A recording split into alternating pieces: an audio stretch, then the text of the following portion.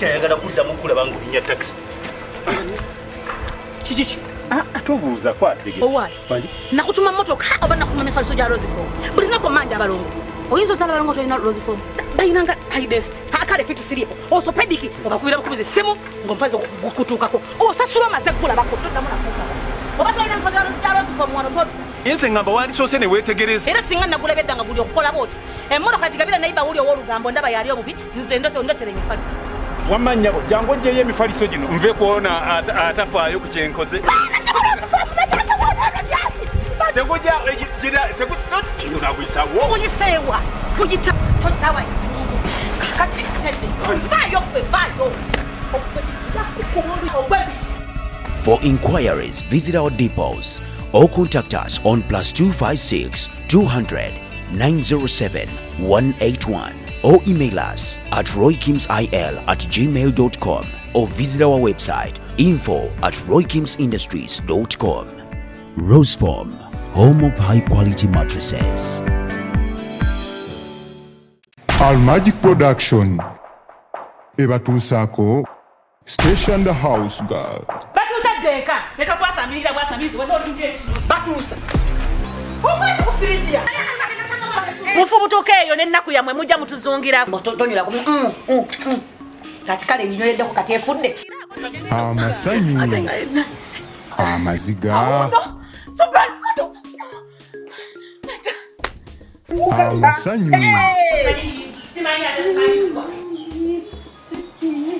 obukambwe nengeza nkirowooza obulowooza bwenti sagala muntu mulala yenna tekubako oda gyakuwa empisa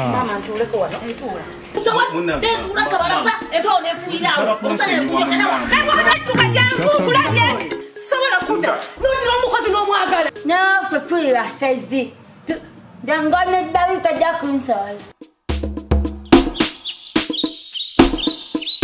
n'olwekyo genda ku ssimu yo searchinga Station the House Girl ku YouTube,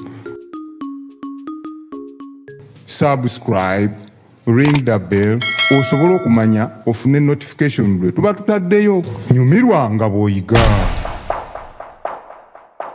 Mujebaleko. But I said hi. Eradde situsanyuse okulaba.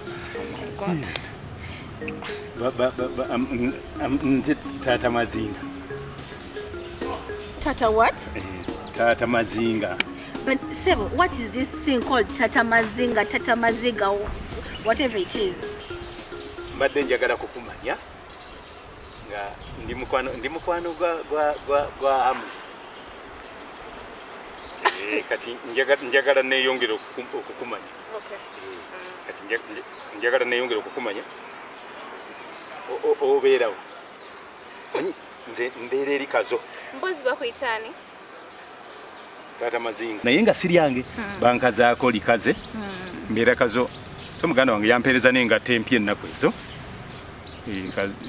Nazo sizambadde bwambazi kwe kwambala zino. Nenzija wano. Nina ne kooti esingako kweno obulungi.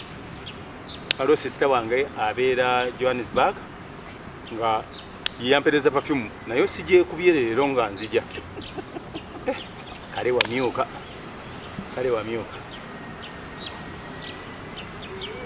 Hamza. Biweddeko. Kyekiganye. Mbadde ngamba nti otulese wano nabano tetufuneyo kyakunywa. Nakolekedde mukwano gwange. Wanje mukwano gwo gompadde. Okunyumiza nti perfume simanye ebyetya, simanye nga tuzava London, simanye shi. How is that a concern? Sikubyakulimba. Yabinde mbirira perfume yajija South Africa. Rita. Yajigula nani? Nkimanyi Tata Mazinga. Rita. Kati by the way no mukwano gwange omulaba. Banamba de kufonidde guy. Zafisa zimanyi Hamza. Siri muntu wakwogerera bwogerezi. Ono nzizaamu amaanyi. Wakwogerera bwogerezi. Nzizaamu amaanyi. Nze ene koti kakati girabe. Nina ne yennankani ya pesa limu. Eyo muganda wange ali Australia yajimpereza. Ntero okubambala nange ne ntulira nga nkaka. Moze, please. This guy is such a humble guy, Rita.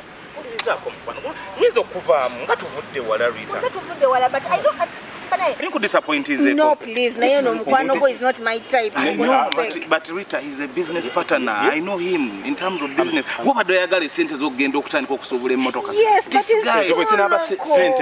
sente z'okusobola emmotoka tazirinamu buzibu feel free Rita let's begin by being friends lero muganda wange yabadaga dabono ono is my business partner nga bwetuleta emmotoka muganda wange dabono mbadde sinakikuga bino birole yabadaga mbubi alete musanvu naye ndeka babirete it's okay nali tayagala tumuyingize mu partnership yokusana kuleta bumotoka butonotono nange kyembadde mugamba nange kyembadde mugamba ono nti motoka njagala nyo ekyemotoka kyo sikirina what we are going to Rita trust me ono guy mukwano gwange badde nkusaba just becoming friends mubere friends both of us fenga tuli ba mukwano bo tuba tulina nga tuba mbadde tunatandikira kubadde oyagala kabugo gamba njagala nyo business y'emmotoka katono mukwano gwange katono yoge imira waneno tomutulako tomutuyimira ka waneno ngono ali gento nnyo se ebintu ebimu naye tulina kubikwata mpola so Rita, badde nkusaba since you are my friend and he's my friend watagala tubeere ba mukwano badde nkusaba tarabazinga jangu kene badde nkusaba mu mutima omulungi muwe time listen to him muweko time just give him time jangu otule wano tata mazinga njagala nzire mu mba wakadde musabye nga mukwano gwange agenda kuwa time mweyongere okwemanga sirina time gye neetaaga so kankolekere mukwano gwange netuleke nze wendi kankomewo dakiika bbiri waliwo simu gye mbadde nfunye ejagala okukuba waliwo gye bankubidde okuva mu gundi evaawa eva wali mu gundi mu bondi kale Sebo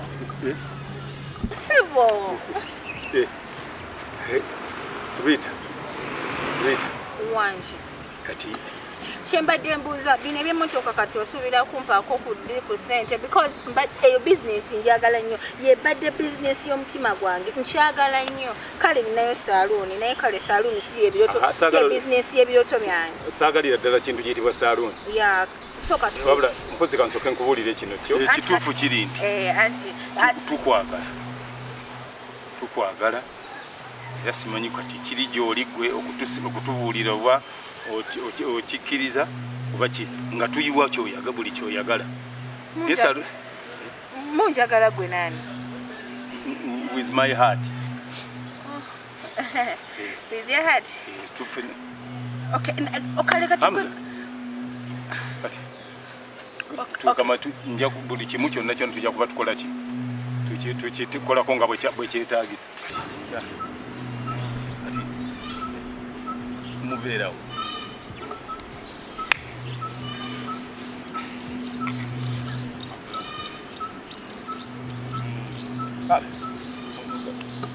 musula naye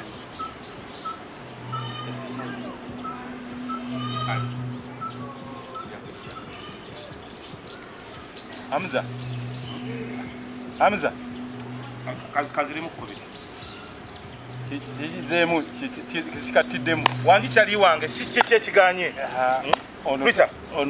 whatsapp ki ekiganye mbadde nsazeewo mbadde tubadde tusazeewo ebisigadde mwogere obimugambe bimugambe ebisigadde tobimazeeyo ebisigadde bimugambe okay Rita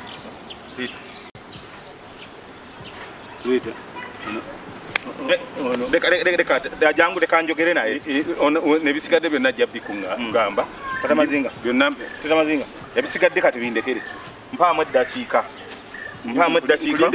awo ku mmotoka awo kijja tukimalirize nyabo katukulinde waki ebisigadde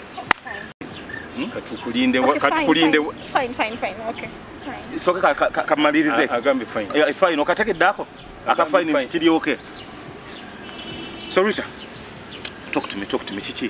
Have you liked my guy? Naiki guy china sente ekyo.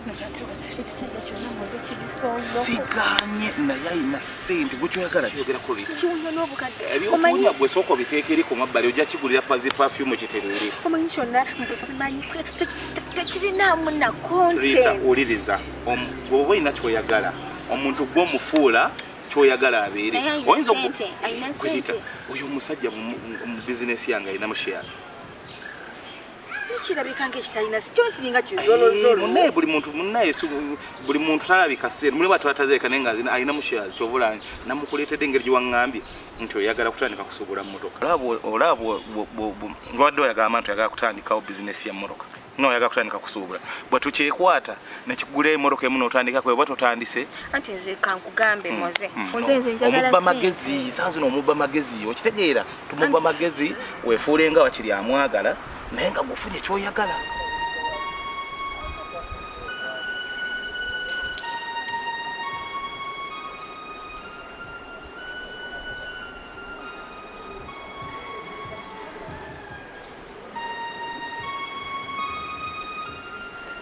Bara mazinga. Kiki kiganye. Olaba omwana gwe nkwadde. Kyas. Omulabye? Kyas. Okiriza. Bana ababaziiko okumpi bye baleeta okululuma. Otyo? Nze mufukumulidde ebigambo. Nange kenyini sigenda kubiddamu byogera nkubaji. Nze nkugamba bwendi. Kuba obadda nkulaba. Nze kyenjagala okukakasa. Tomulaba bwali. Ayinza okuba nga tafunanga musajja ayogera bigambo nga byemuganda. Wayi nkubulire. Omuntu olabika. Omukokose ebigambo naye nakukiriza. Okimanyi nti nze sindi muwadde muwadde n'essimu yo. Agambye agenda kukubira. N'ebyo bufumba kiriza. Namulabiddewo nga ali rais. Nze tukwana abantu bategerekeka. Naye ebigambo byange naye bikuyambye nnyo nkwogereddeyo ebigambo nno. Ebyo nno byonna byonna nabyerabidde. Nabyerabidde ngezezanga kopi okujja akapapula ngamba ye kyekitawanya n'akapapula. Bwenzizeeyo ne mugamu netosubwa musajja oyo. Omusajja mmanyi patina wange mu business. Oyo ne bw'otandi mugambye tukwana abantu bategerekeka nze kankubuli nakwana mistress. Wangi nga nkyali mwesi wano. Wangi nikwana mistress nali ngenda muwasa. Bamunemesa bulemesa ne bagamba dokubako bintu ebyo. Nali ngenda muwasa nga ndi mwesi wano. Tata bazi. Wakwala ki? Mistress. Kati nga tombuulira abo. Kaakati nno nga bwe nkugambye nze simu nti muwadde n'ebyobufumbo alinga kiriza. Sendiredi. So ekawirere. Sigadde mugana wange birekedde gwe gomanyi nga bwogenda onneebaza. Nze gwe kyoba tufaayo. Nja kulaba. Tulabe issue tugimalirize. Buli kimu kyonna nga bwe kinaabeera. Naye ekikulu njagala yagenda kukyusa wagenda kuba oyo wamumeze dda.